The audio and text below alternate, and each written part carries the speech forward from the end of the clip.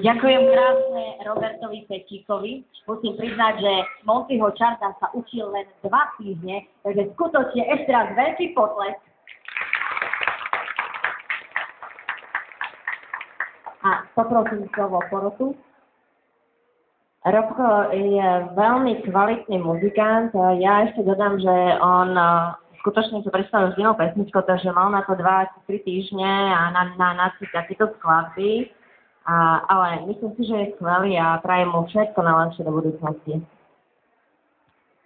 Robko je skutočne nesporne veľký talent. Klobúk dole oproti Milu, docvičil a trénoval si. To si stihol fakt len za ten krátky čas, alebo si to stajil pred nami, že to nevieš? Naposledy, čo si vystupoval. Ďakujem. Ako dlho si? Každý deň si trénoval koľko hodín? 2 hodinky asi denne. Tak na 2 hodiny vynikajúce.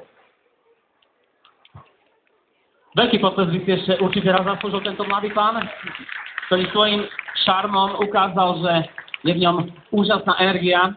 Montyho Čardaš bol veľmi dobrý a držím palca, teším sa od nejakých 10 rokov, keď ťa uvidíme, povedzme, v rámci nejakého európskeho programu. Všetko dobré. Ďakujeme krásne Robkovi a poprosím